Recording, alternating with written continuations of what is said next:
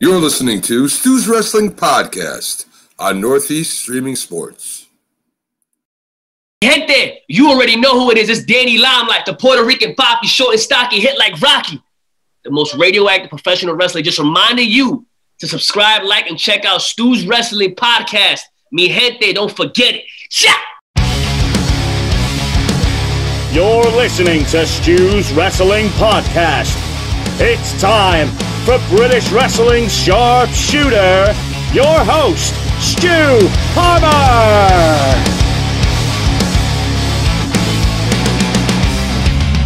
I look into the mirror and all I see is failure staring back at me. Welcome to episode 74 of Stu's Wrestling Podcast. And have I got a treat for you this week? We have treats every week. We have a mixture of guests, as you know, throughout the wrestling industry. I don't just interview the wrestlers. Not many people are doing this either, let's be honest. Head out to Atlanta, Georgia this week to speak to interviewer for NWA Powerrr, Mr. Kyle Davis. He was trained by Bryan Danielson. He was wrestling for a while, but you'll get to hear why he transitioned into broadcasting and interviewing, where he started off in Ring of Honor and he got to interview some of the best. Tyler Black, who you now know as Seth Rollins, Kevin Owens, who was Kevin Steen, so many. I watched the broadcasting reel of Kyle's stuff from ROH back in 08, 09, 2010. Fantastic stuff, fantastic. Kyle is very honest and frank about how he was 10, 15 years ago, how he's changed. Also, talking about NWA Powerrr going forward, it is set to return. I cannot wait. It was one of the best shows on television. Fast, just so fast-paced as a show. 45 minutes to an hour, and they packed in so much. But without further ado, let's get right to it. NWA Powerrr's interviewer extraordinaire, Kyle Davis. Enjoy. My guest all the way from Georgia, this morning over there, this afternoon here in the UK, is Mr. Kyle Davis, interviewer for NWA, specifically NWA Powerrr, and a former Ring of Honor talent and interviewer. I've got to get that in there as well, Kyle, in the intro. Ding, ding. Thank you. And welcome to the podcast. Like I said before, we had a little conversation before we went live on this, or live the tape. So I'm open book. Whatever you want to know, throw it at me. We'll have a conversation. You'll find out some information. Maybe you'll touch a heartstring or two. I don't know. Let's see what happens. Let's see where I take you. That's cool. That's brilliant. That's what I want to hear. Open book. Perfect. Right, Kyle. I was a big fan of NWA Powerrr. It blew my mind how good it was, like the throwback style. Seeing yourself interviewing along with Dave Marquez, Sean Mooney coming in as well. But I really gravitated to you and your interview style. Now, I know you were a wrestler prior. How was it doing NWA Powerrr for yourself? Well, it was great being a part of NWA Powerrr because I'm older, I'm wiser. When I was doing stuff in the wrestling business earlier, I was in my mid-20s, and I don't really know a lot of people in their mid-20s that are the best version of themselves. I used to have hair. I was a pretty boy. It was fantastic. I got all this attention all of a sudden, and it turned me into kind of a prick. And I was not the best human being. And so when my last opportunity with Ring of Honor came to an end because of a contract ending and a TV show ending, I had this ego and said, if I'm not doing things at this level of exposure, I don't want to do it here. And spoiler alert, I didn't do a lot of stuff in the business after that for quite some time because of that poor attitude. If Tough Enough had taken off like it was supposed to that time, who knows what would have happened, but instead it didn't. And then between HDNet and Tough Enough, I lost 2 gigs in the span of like 2 months. And I said, screw this. I don't want to be a part of this. And then about a month later, I said, what the hell did I do? It's too late. I've done the damage. I'm a normal human being now, and this sucks. Thankfully, in Ring of Honor, I had a producer named David Lagana, who I became friends with. And as time went on, we'd keep in touch. And about 5 years ago, 4 or 5 years ago at this point, he was talking about NWA. Was it really that long ago? It could have been. Let's say 4 years ago. Calls me up out of the blue and goes, hey, do you know who Billy Corgan is? I go, yeah, Smashing Pumpkins. I grew up in the 90s. I know exactly what Smashing Pumpkins are. He goes, great. I worked with him in TNA. We're kind of business associates. Billy wants to buy the NWA. And I was like, the NWA? He goes, that's what everybody's reaction is. And we all kind of had an idea of like, okay, you're buying a championship belt and you're buying a name. That's what's going on. And he said, listen, you want to be a part of it? And I said, oh my God, I would love to be part of doing something in the business. And he goes, yeah, I already told Bill you said yes, which is fantastic. And so that's how I went from being a guy who used to do things to a normal human being who gained weight and balded to a guy who then holds a microphone in the NWA. And then we could talk about the path of getting to power as well, because that's a little quirky as well. You could stop me because I could just keep on talking whenever you want. If you're cool with it. Fantastic. This is what you're here for, man. I want you to go roll with it, man. We'll roll with it. So the initial presentation to me is I live in Atlanta, Georgia now, which used to be the home of WCW. And before that was the home of Crockett, which basically means that the NWA's largest kind of TV central market was what everything was focused on. And that was essentially Atlanta, Georgia. And then eventually Ted Turner bought that TV venue, segued the NWA to World Championship Wrestling program, and then pretty much just rewrote everything. So that merged into WCW, dropped the NWA Championship, created their own WCW title. It gets convoluted. Ric Flair took one, went to WWF in like 91, 92. I have concussions, so sometimes dates aren't the best thing. Also, 91. The older you get, the 91. Worse it gets. It was 91. Yeah. Fantastical that I was right the first time. Yeah. And then that brings you to ECW is one of the smaller portions of the NWA kind of mishmash that existed in the mid-90s when it was Eastern Championship Wrestling. They hold a tournament. Shane Douglas, who is one of my all-time favorite wrestlers, wins the NWA title in the tournament finals, grabs the belt, throws it down, shuns it, raises the Eastern Championship Wrestling title as the ECW title, and then that then becomes the legacy of the NWA going forward. It has been absorbed into the WCW and has tried a resurgence. Someone throws it down, creates another wrestling company. All of a sudden, you'll see the title appear here and there with like Dan Severn and WWF at a certain generation. A lot of Japanese exposure. But for the most part, if you weren't following all of this in like the wrestling mags, because the internet really wasn't a thing at that point, you were completely lost out on that. So as that's going on, you know, the company for 20 years is in shambles. And the original presentation I was told was that we were possibly going to be doing a studio show with Turner in some way, shape, or form.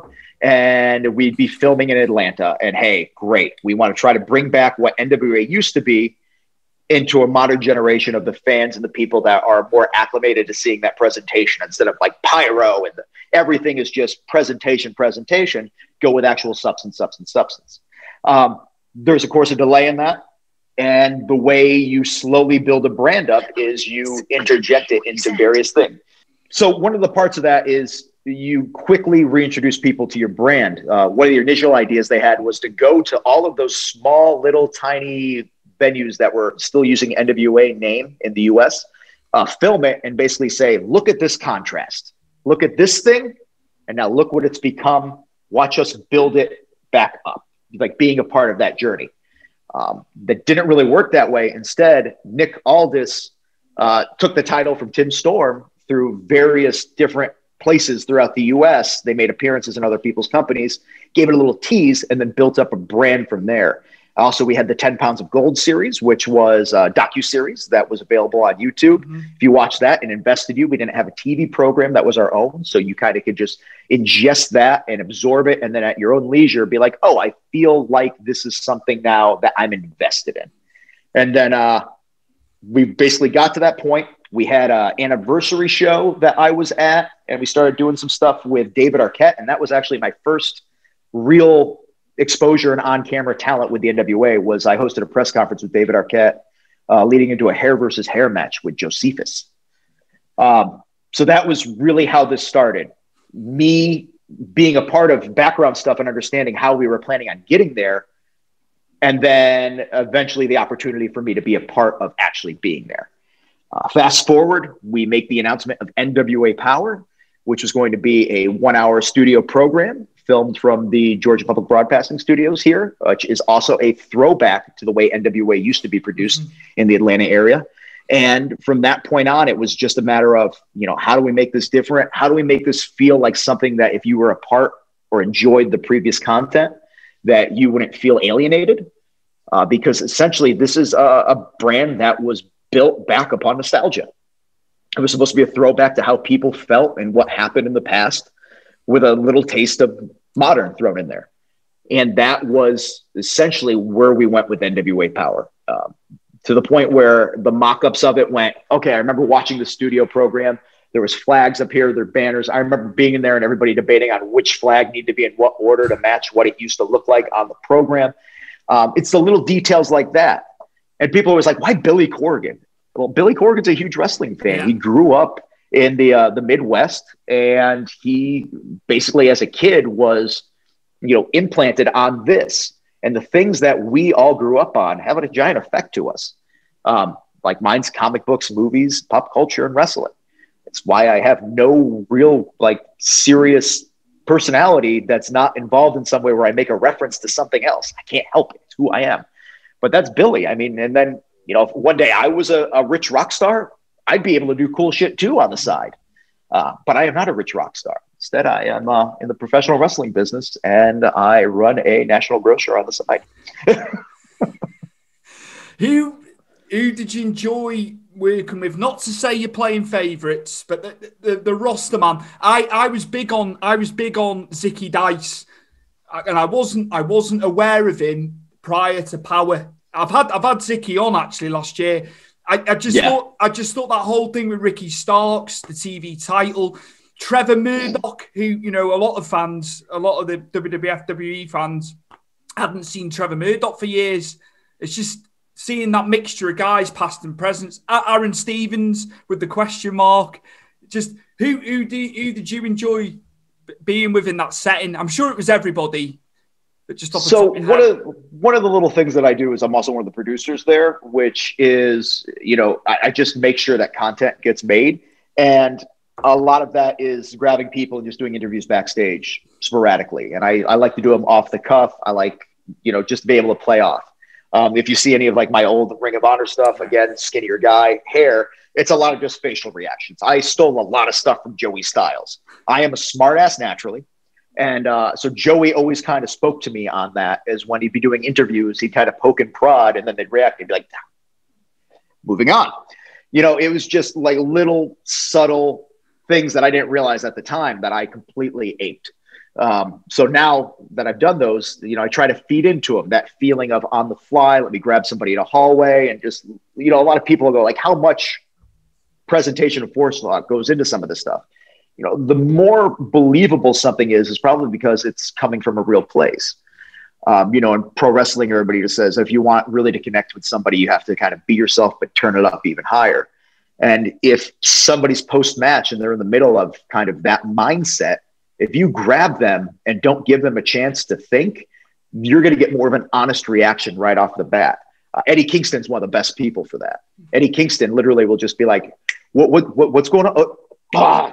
And then he'll just snap into just saying some stuff that you feel because it's from his heart, because he's not thinking about it 15 minutes from now about, if I say this, then I can boom, boom, boom. No, just off the cuff, bam, bam, bam. So Kingston was somebody I loved working with on that. Sal Renaro, who is one of my closest friends in the wrestling business, who fun fact, the first interview I ever did for Ring of Honor back in 2008 as a broadcaster was with Sal Renaro, Rhett Titus, and Kenny King, as they were a group called Young, Rich, and Ready. So it's just crazy to me to see that, somebody who I met back in my previous life, we just come full circle. He jokes about being your favorite wrestler's favorite wrestler. Really is the guy everybody freaking loves. And I know why. He's not a prick. He's entertaining as all hell, and he's affable. And then Zicky Dice, you did mention, another person that I became friends with. I had never met him previous to the NWA. And then we clicked. I was trained by Bryan Danielson in pro wrestling, Daniel Bryan in WWE. Zicky was trained by Tyler Black, who was Seth Rollins in WWE. So it's kind of like, I was like, oh shit, Tyler? So it was this dynamic. And then you realize oh my God, I'm getting old. People I worked with then have an entire generation of people that they've trained and are now making a name for themselves. Middle age sucks. You don't get acclimated to it initially. All of a sudden you wake up one day and you're like, oh, I have all this life experience. If only I could go back in time and, do what I do now. And when Dave Marquez back in 2009 said, hey, you're entertaining, you should come to California and train at the New Japan dojo there. there's like a little house, not really a house. Turns out it was like a gymnasium that everybody just crashed in, like destitution. And he's like, oh, you should come there and train and be a part of this. And I said, no, I like my life on the East Coast. I'm gonna hold back on that. And then in retrospect, you go, okay, that was Bryan Danielson. That was Shinsuke Nakamura. That was Fergal Devitt, who's now, was Prince Devitt. Now is Finn Balor. Carl Anderson, the Machine Gun. Like, there was so many people there that I would have been a part of networking with and building with and learning with. And instead, I was just like, no, I'm comfortable. Why make myself uncomfortable? It's like when Kevin Steen, who's Kevin Owens, used to be like, hey, if you guys ever want to work in Canada, just let me know. We could do bookings up there. And I never followed up because that's a hell of a drive. That's the wrong attitude to have. A lot of people don't think about that in this business. It's not only how talented you are, but it's who you know. I'm trying to remember what the phrase is, but it's something along the lines of like, luck is when preparation meets opportunity, or something to that effect. I had a lot of opportunity, but I was really shitty at the preparation part of it. So that's why I didn't go any farther than I did. And then, the broadcasting thing came about because Adam Pearce one day said, listen, you're kind of the shits as a wrestler, but you're entertaining as all hell and you can talk.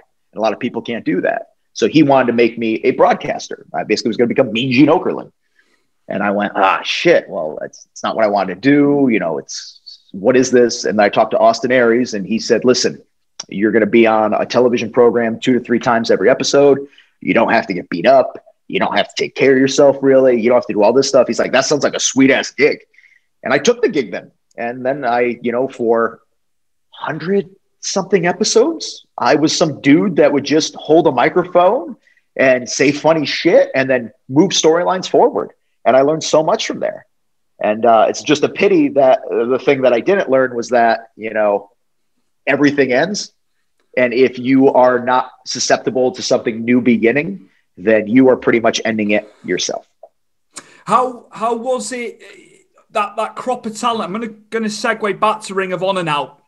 And you obviously going into the interview and the broadcast side, could you have foreseen with a lot of the guys, because I watched your show reel on YouTube earlier when you've interviewed all different guys, Steve Corino, Tyler Black, Kevin Owens. Briscoes, Kevin Owens. All the guys, and you look how well all those guys have done when you look at where they are now. Could you have foreseen that with all them guys, the success they had in wrestling?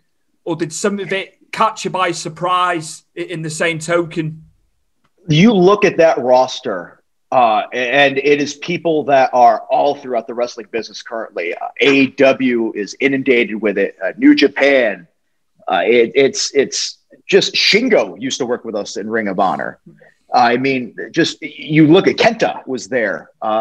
The treasure trove of individuals that were there at any given moment, like the talent was second to none. And you kind of, when you're in the moment of something, don't really take it for what it is. Hindsight's 20/20. Like I said, that's one of those things you look back on and you go, man, everybody here is so freaking cool. Everybody's, really putting in the work. It's great locker room, like badass matches. Like that was part of the problem is that you coming into that, how do you live up to that? There was, you got guys that could do almost anything at a high intensity level, like a Davey Richards, who is one of the most intense, weird people I've ever met. But, you look at him and you go like, I'm not that athlete. I can't do that. I can't. And it's devastating. And so you hope for all these people to make it, but you're looking at, 2010, the wrestling business was a very different place. Mm-hmm. I remember our send off for Samoa Joe, and he ended up going to TNA, and it was, is what it was. It started off really strong and then it came back. And then you see these people that bridge out into the world beyond the small company that happens to just run shows in the US and sometimes Canada and the UK too. And you see them not become the hottest thing in pro wrestling. And you go, oh, I guess that's not going to be for this generation. And, fast forward, Bryan is the one that really, I feel, broke that glass ceiling for that group. And it was because the fans got behind him. Because again, people can feel when you're real. Bryan's a quirky guy. He's one of the weirdest people I've ever met. I remember being like, what kind of music do you like listen to in the car? And he's like, long pause, kind of looks off into the distance. I don't like listening to anything in the car because it's a great time to have my thoughts to myself.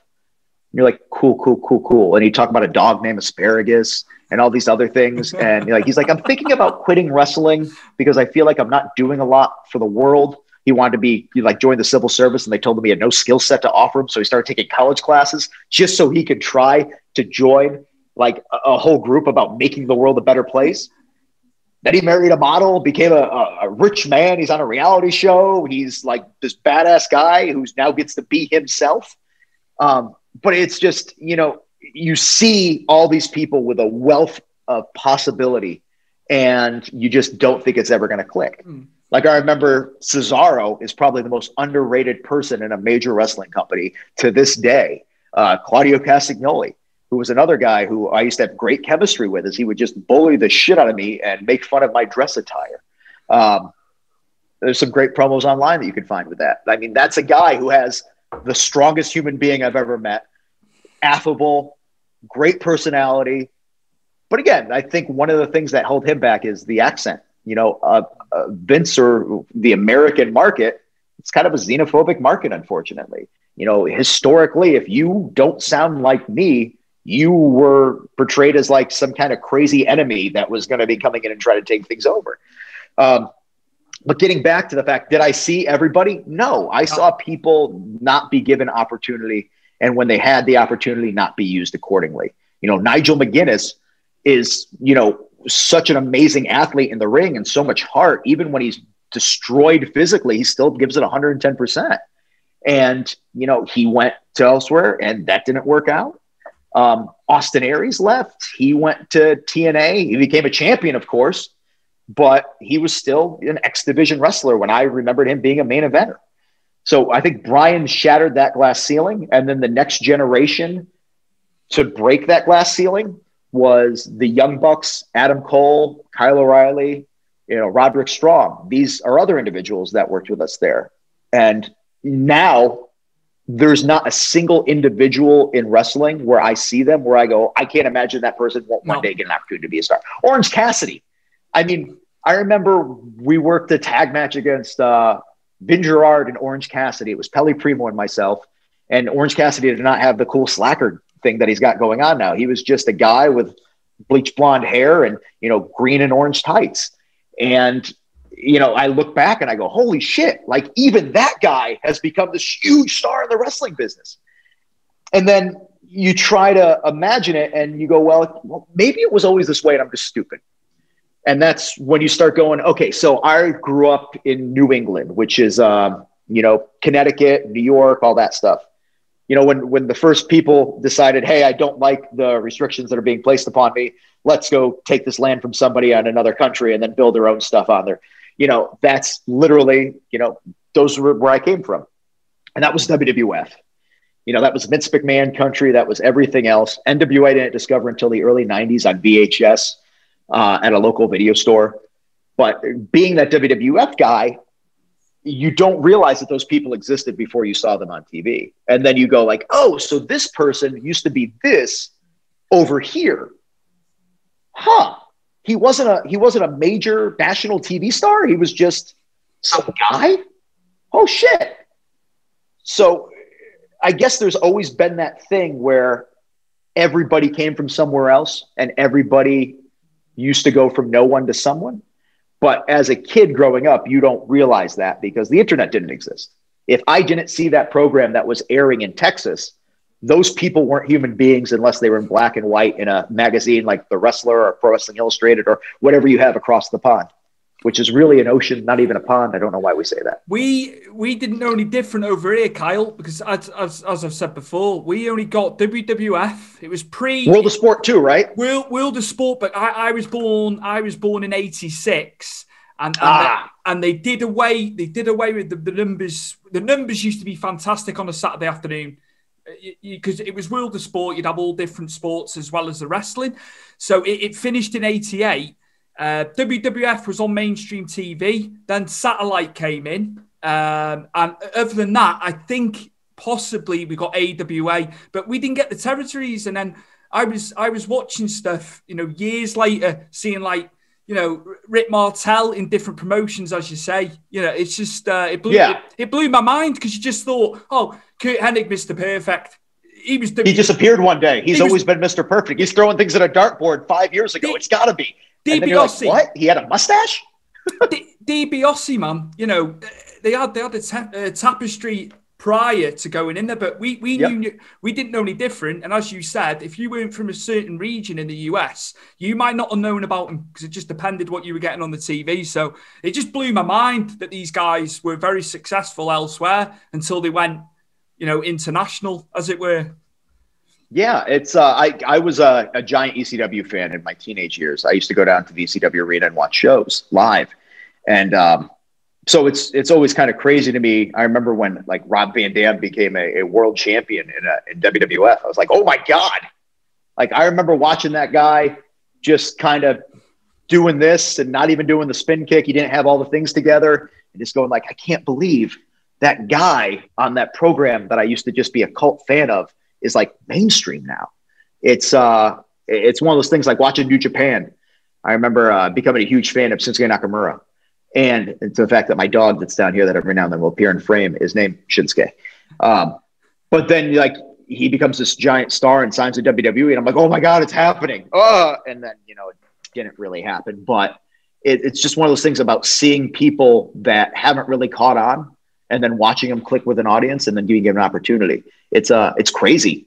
It's super, super insane to see where the business is today, especially with, you know, NWA. We have a bleed over into AEW right now with Thunder Rosa. Mm-hmm. I mean, that really is the thing that blows my mind is we are a part of a kind of a grouping now with New Japan, TNA, you know, AEW, and then there's NWA there with us. And who knows, sky's the limit with this.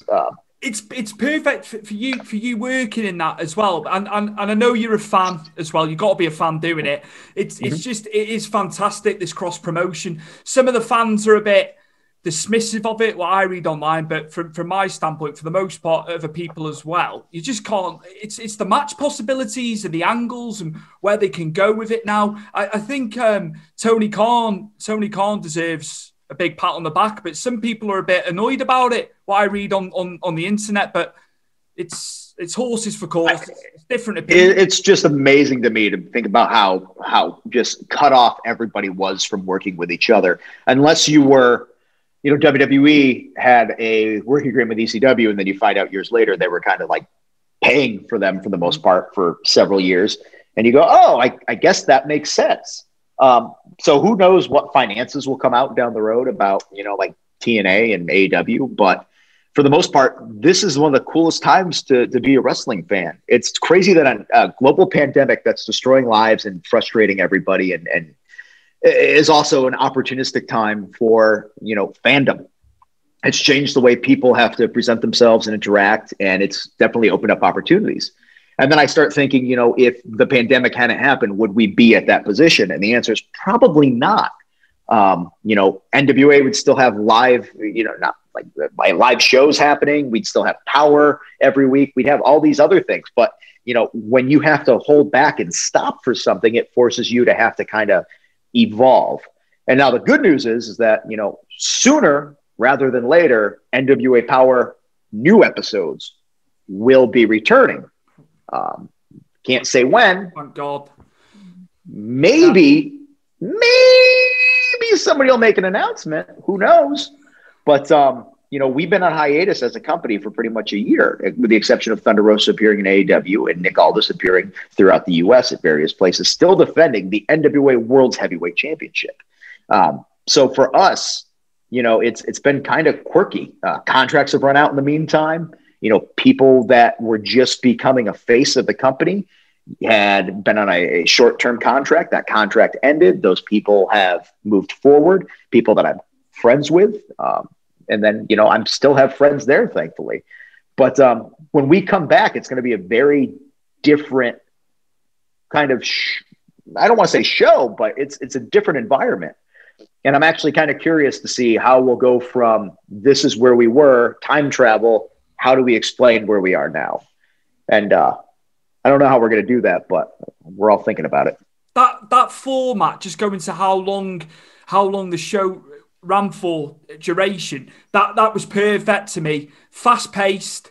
You got a bit of everything. You got to know the characters. How much wrestling you got in that time, and then the interviews, and you got to know the characters you didn't know. From a fan standpoint, Kyle, it was superb to me, because it's hard to keep the attention these days, and that's not just with wrestling. That's with everything. There's so much going on, but I loved the format of Powerrr, man. It was so cool. I love that. And then we were bridging into other programs too, where we were starting to do Circle Squared, which was kind of a platform for newer talent. And then, a lot of people that were appeared on there have now appeared elsewhere. The Hawks ended up doing that new wrestling show that's going to be on Stars with Green Arrow, bro. I don't know his name. Steve Amell. Yeah. Like there's all sorts of things like that. I watched AEW the other day, and I saw Jordan on there. She was one of the talents that was on Circle Squared. So you're seeing a bunch of people where I was like, oh, they also had to evolve without us as an opportunity and go somewhere else. I'm going to miss Zicky Dice not being a part of NWA Powerrr, but he's doing his own thing. He's got Twitch, which I don't understand because I'm an old man, but it seems like it's working for him. We went out to eat a couple weeks ago, and some woman was just like, "Oh my God, are you Zicky Dice?" And I just stared at him, and I looked at her, and I was like, "Do you know him from Twitch?" Or, "Oh," she's like, "No, I know him from Twitch. Like, he's a pro wrestler too." I'm like, "No, I know that." And then he was just like, "Oh, thank you very much," blah, blah. And he walked away, and he's just like looked down at his food for a second. I was like, that's so weird that Twitch is what people reckon. He's like, I know. I can't wait, man. I'll tell you also what you didn't touch upon there. When Karrion Land was happening. You were starting to say something about Karrion Land, which was our pandemic response of like, hey, can we use this as a little break and build off things? That was a lot of fun. It was a lot of kind of humor and individual character traits that we were trying to interject into there. We were about to have a mayoral race where there was going to be a legit mayor as voted by the actual fan base about who would be the mayor of Karrion Land. It was a love or hate thing. Some people enjoyed the hell out of it and took it for what it was. Other people went, this is not NWA Powerrr. Why is this happening?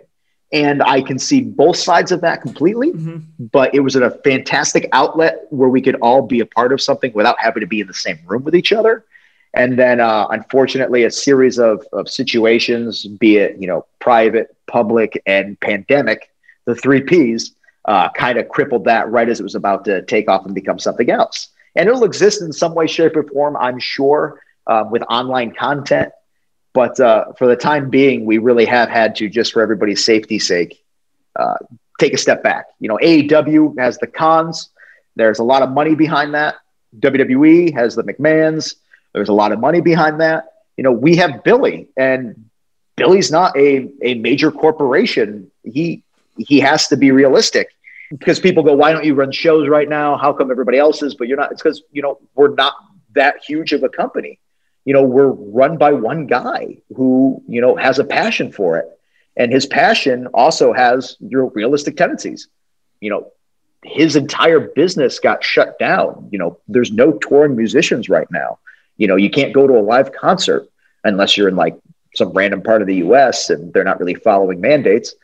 But, we got put on hold because it was the best thing to do for not only the talent, the people, the owner, but also for, our business in general.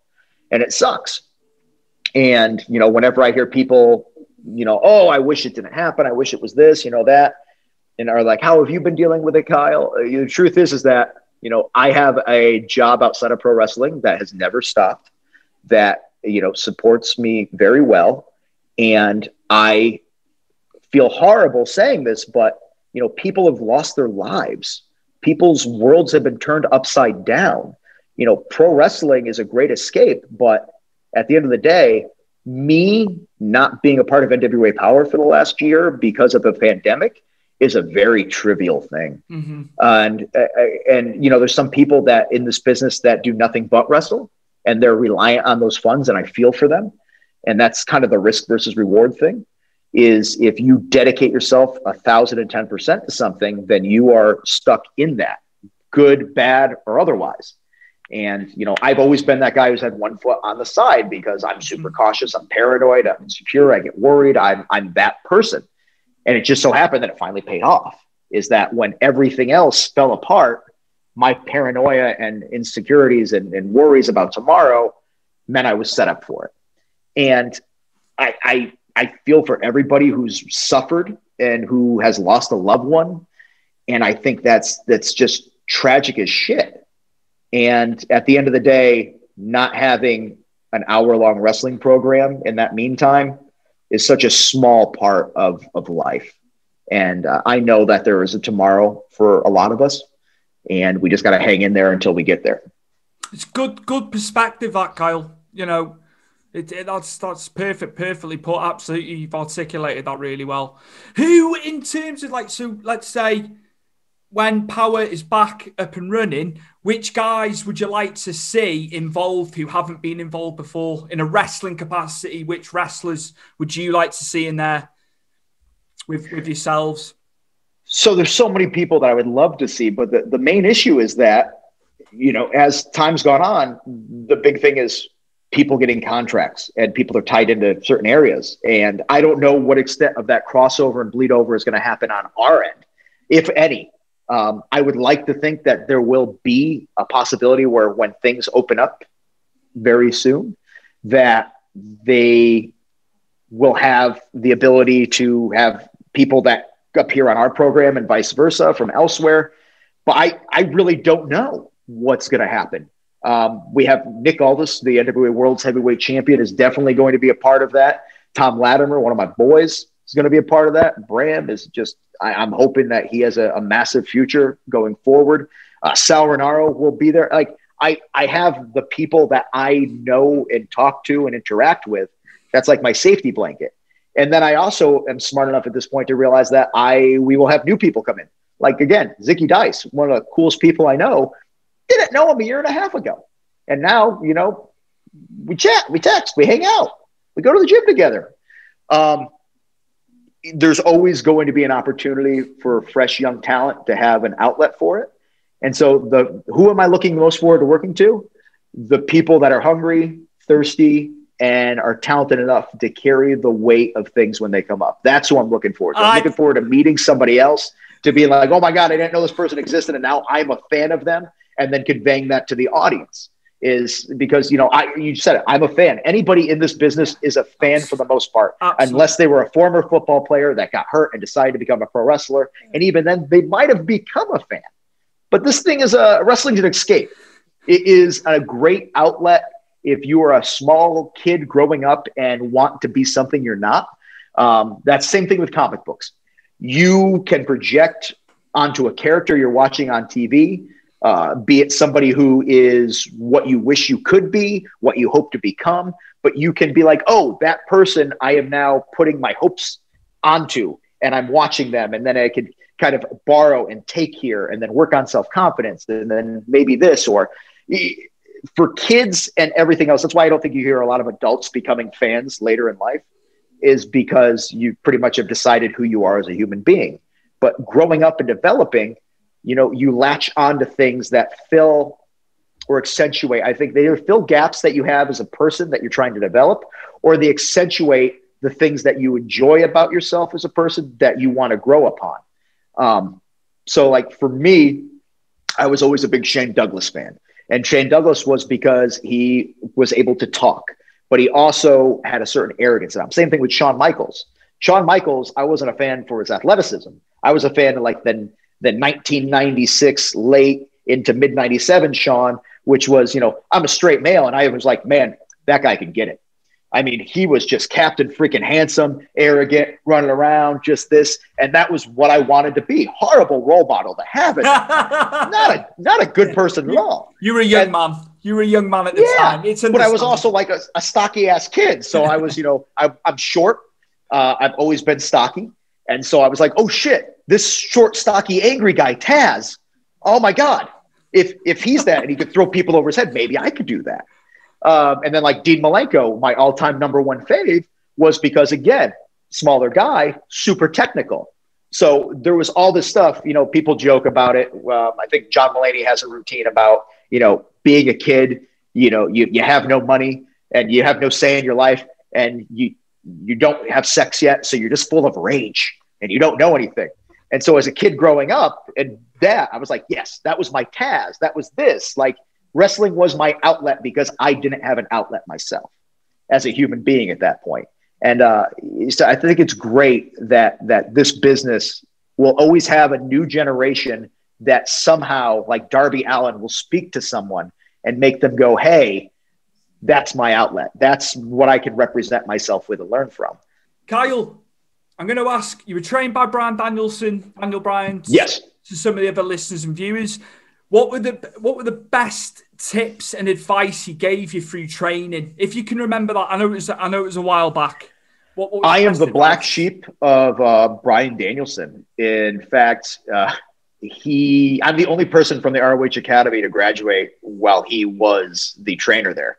I was one of only 2 students that signed up when he was the trainer, and it came down to, I think, intimidation. At the time, people, you say like best in the world, like CM Punk took that name, best in the world. But before that, Bryan was kind of running with that. And I think to this day, Bryan still, you could say, is one of the best people in the business in the world historically. Bryan was intimidating to say the least. He was intense, but also very affable. But the big issue is if you weren't going into it with the right mindset, and I was not open to that. I'm very much not a self-starter. And being not a self-starter is if you were like, hey, I need you to do this, or this is what we're doing. I am great at that. But if you went like, what do you want to do? I'm like, nothing. I'd like to relax. And Bryan's training is, these are the fundamentals. What do you want to work on? And kind of going along with what you wanted. So if you push him hard, he's going to push you hard too.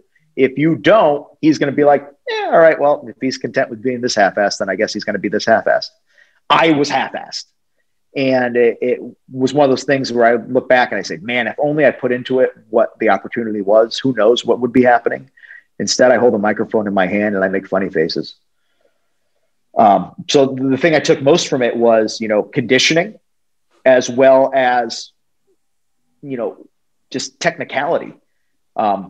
Bryan, one of the people that helped him coming up in the business was Steven Regal. So that's one of the most technical masters you could ever have. Bryan traveled the world and he picked up little things here and there. I brought up World of Sport because he started getting into that stuff. Mm-hmm.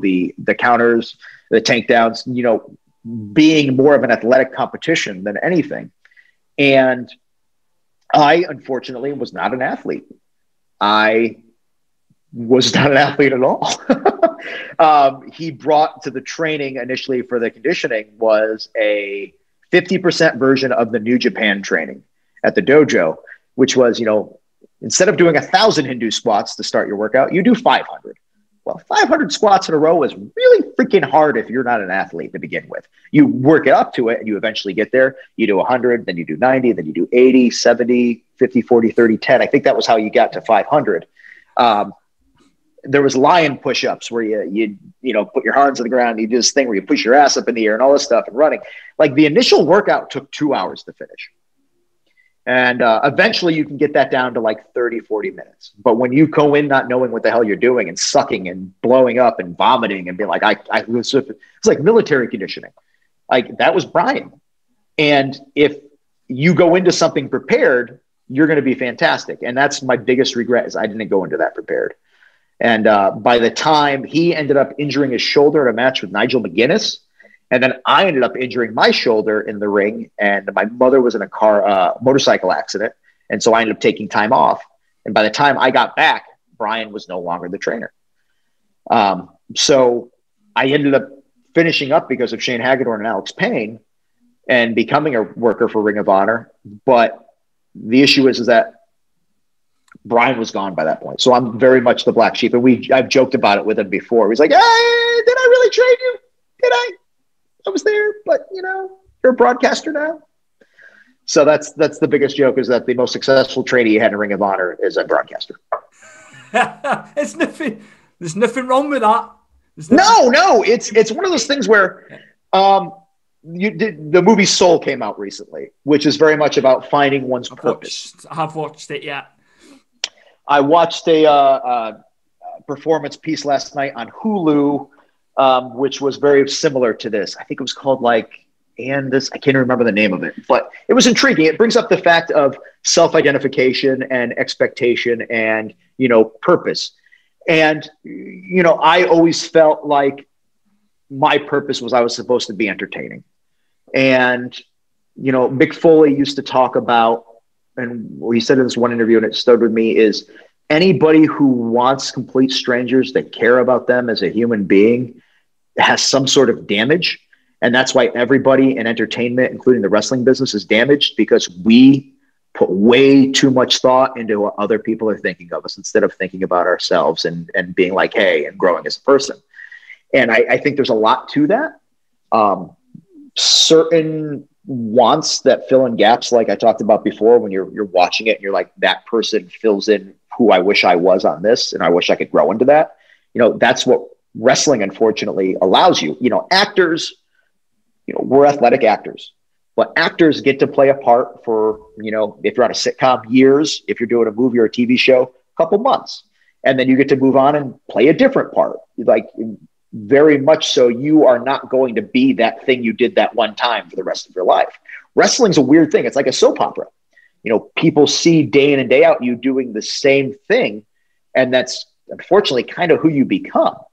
Like, if you portray yourself in a certain manner, unless you're really good at distinguishing reality versus entertainment, it's easy for that to bleed in. You can become kind of not the best version of who you are. And so as time has gone on, I realized that I don't think my purpose was entertainment.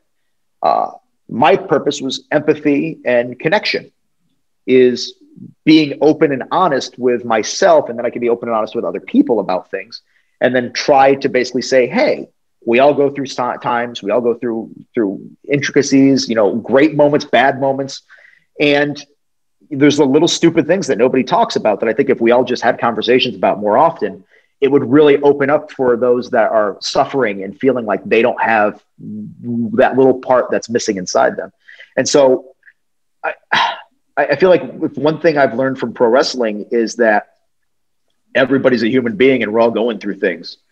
And by not acknowledging that, we're doing a disservice to the fans, because if you tune in every week to watch somebody, that's a great opening for there to be something more than just the stupid little entertainment. There could be a real connection. There could be a real growth. You could better yourself as a human being, even if you're cheering for the heels. Nothing wrong with that, by the way. But,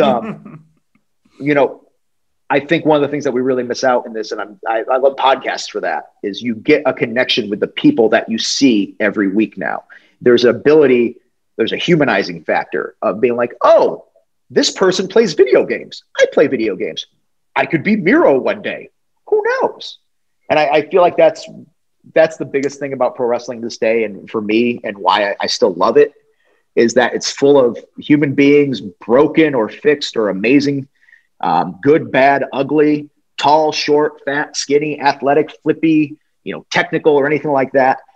It is a mishmash of everything that's going on in the world in this microcosm that is blown up just a little bit because, again, it's entertainment. And I love the fact that we could possibly on a daily basis be having a positive effect or a release for people from their lives. Well, that's perfect. No, I like that. That's encapsulated a lot again. No, cool, Kyle. I like coming away from the wrestling on this as well. Sometimes, give a bit of something else. So yeah, absolutely.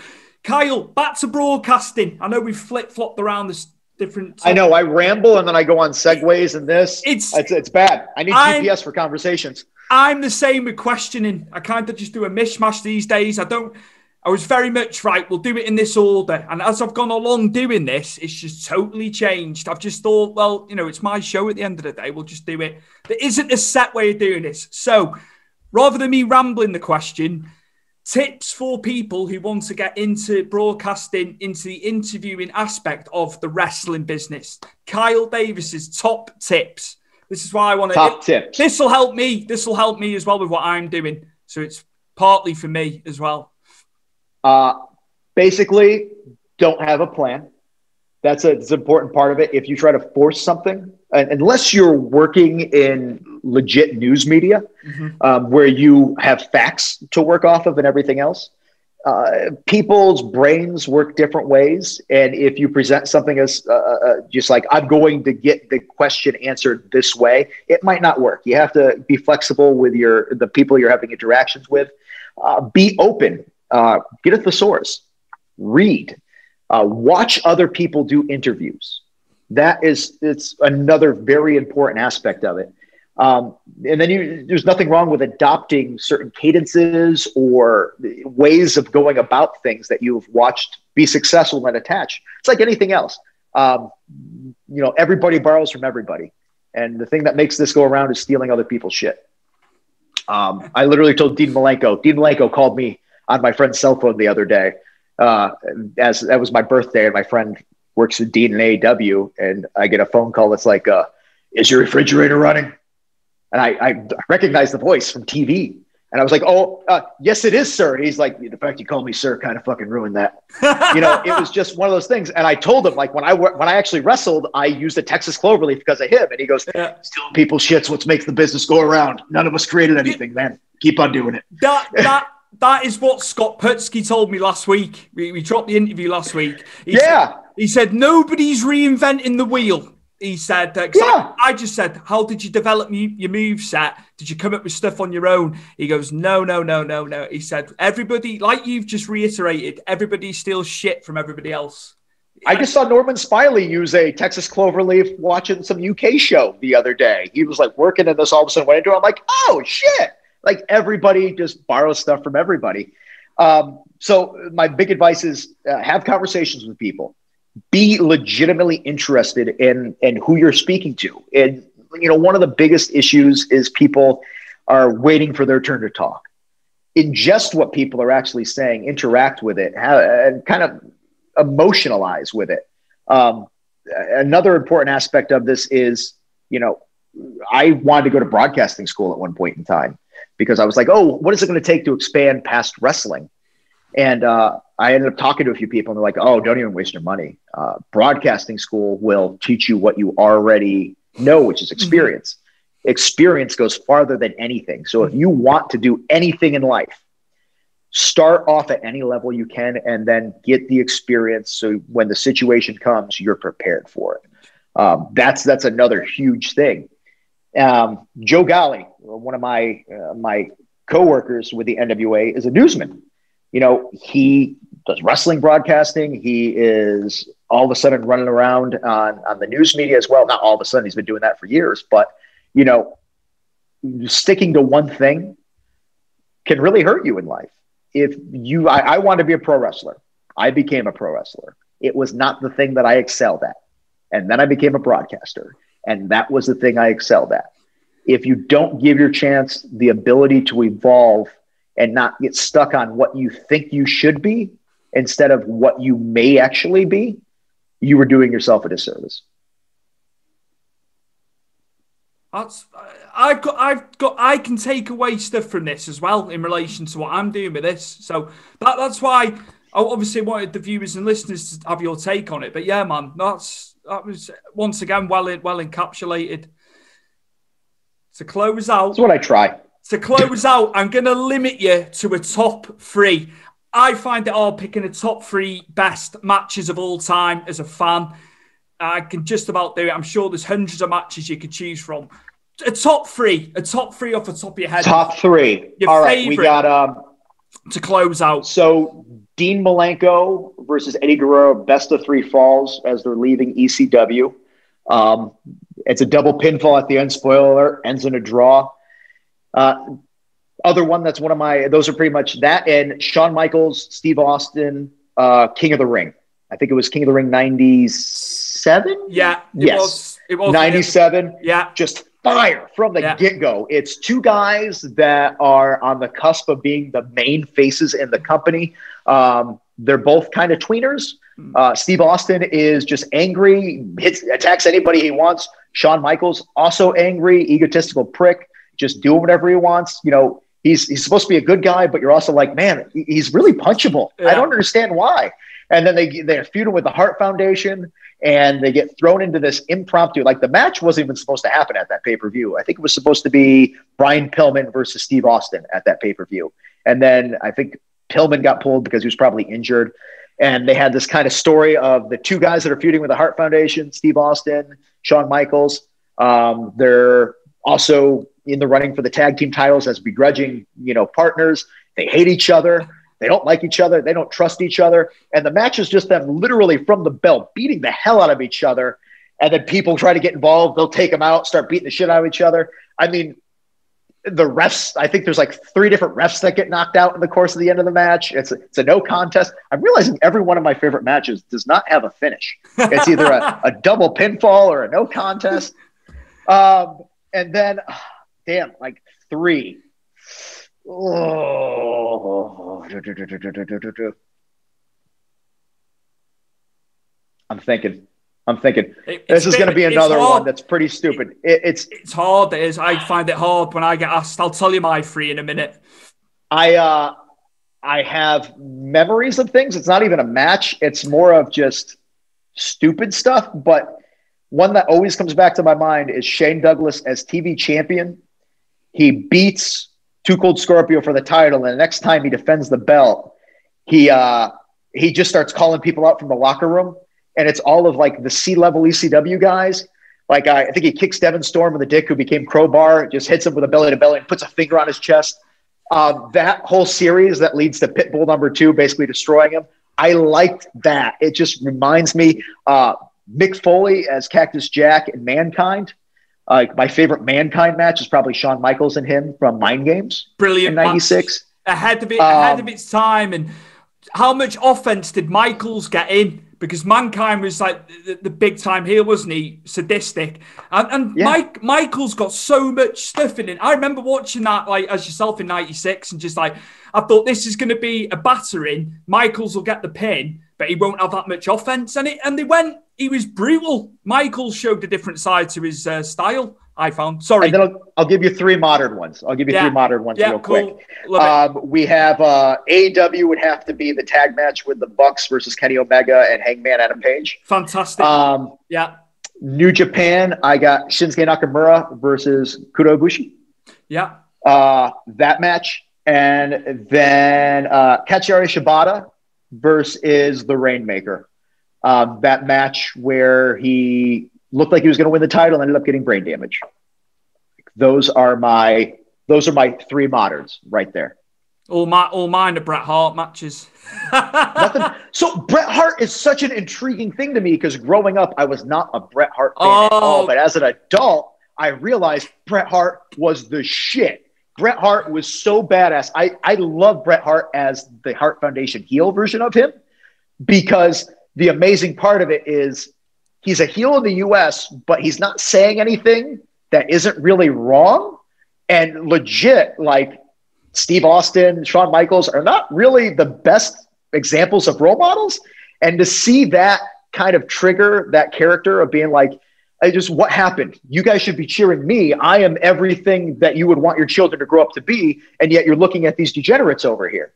Like that, his ring work, and everybody makes the same joke. Oh, you're going to atomic drop this, blah, blah. Like he's got the same offense. Everybody's got the same offense. Every match you see has the same beats. And that's why you enjoy somebody because you're like, oh, I know what, yes. And then you play off of that. Chris Hero explained that to me.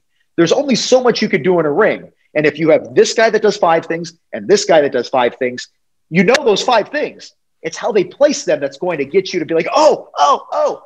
Because if you don't know those 5 things, you're not going to react to them because you don't know what the hell to expect or what you're looking forward to or what to emote with. Bret Hart, good choice. So Kyle, I was at SummerSlam 1992. I was in attendance at Wembley Stadium. Dad, we went down from Wales, man. I was there, 6 years old. Probably needed to be a little bit older. Spoke to Georgia Smith about this about 3 weeks ago when I had her on about her dad, and TJ loved it as well. But yeah, Bulldog and Brett, I'll just do mine quickly because it's not about me. This. And then, listen. This is your podcast. If people don't understand you as a person, they're not going to tune in every week. Number 2. Number 2, right? This was an absolute masterclass with minimal amount of time, and they did loads of stuff. Roddy Piper versus Bret Hart, WrestleMania 8 at the RCA Dome, at the Hoosier Dome. How they encapsulated everything in that time frame, it's just, that is how you do it.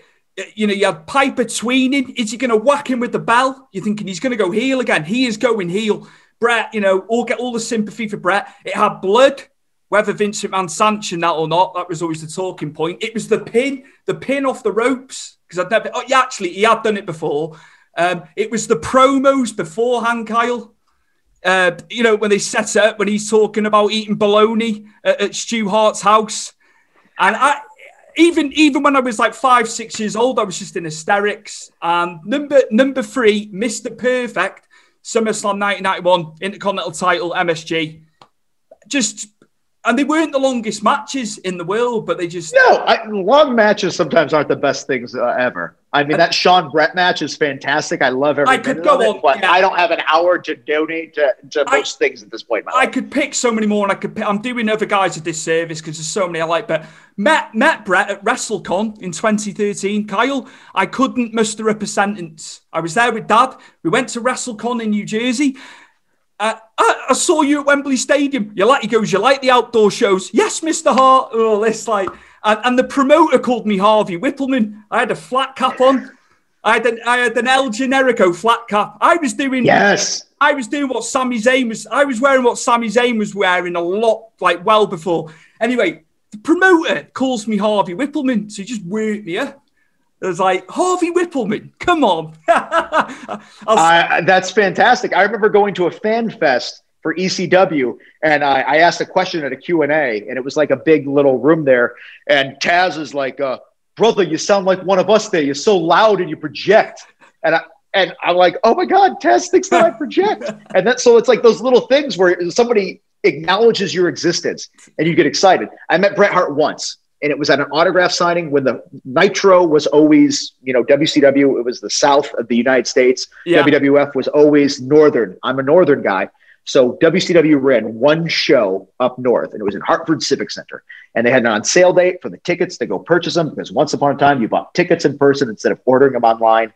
And we went, and there was an autograph signing with Bret, and I had a magazine of The Wrestler. And it was him in the wheelchair, a picture of him in the wheelchair talking to Shawn. And then the next clip on the magazine, it was 2 pictures next to the next, was Shawn super kicking him out of the wheelchair.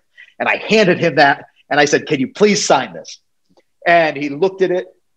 And, in retrospect, he's probably doing character work. But if he really didn't like Shawn, who knows if this was him or just, giving a teenager a moment where he believed it. But he looks at it, he looks at me, starts thumbing through it, and he's like, sighs, shakes his head, begrudgingly signs it, and he goes, here you go. And I go, thank you. And I walk away, and then we're walking away, and then the dude that was behind us in line, he goes, he screwed up my signature and had to redo it after that. I was like, what do you mean? He goes, like, he literally was like shaking his head, kind of like the audacity to make him sign that. And then he went to go sign his thing, and he's like, and he screwed it up a little bit, and he's like, let me get you a better one. And then he re-signed it for me. And I was like, man, I hope he was just working all of us as fans, because I believed that. Kyle, where can the viewers and listeners find you in terms of social media? Social media, Instagram and Twitter is Kyle Davis, ATL for Atlanta. As far as Facebook goes, I took a lot of people on there, and then it turns out that a lot of wrestling fans realize that I'm not who I am on TV, and they're like, whoa, this guy's super progressive and very outspoken, and I don't mishmash with them. So Facebook's my own personal place there. Also, like Instagram and Twitter, Kyle Davis ATL if you're on there. Sal Renaro and I, one day, will have a podcast and a video called Kyle and Sal Lack Direction. We aired a few things on there. We're really lazy. Like I said earlier, I'm not a self-starter. One day, and it sounds really good about not going along with pushing me either. So I look forward. One day we will put content up. Yes. I look forward to that. You've got press on with that one. It'd be brilliant. My guest all the way from Georgia today, it is NWA Powerrr's interviewer, broadcaster extraordinaire, Mr. Kyle Davis. Thank you very much for coming on, man. Thank you for having me a part of this. And as always, guys, the world's crazy out there. Stay safe. Treat people with respect. As my old Adam Pierce there, who's one of my mentors, would say, work hard, treat people with respect. Don't be an asshole. That's really all I could say at the end of this. For Stu and Kyle, guys, live life the way you want to. Just don't hurt anybody or yourselves. This episode is brought to you in association with Powered 4 TV, so go and check them out for anything wrestling related, old events, new events when we come out of COVID, podcasts, you name it, it's all there at Powered 4 TV, so find them across social media.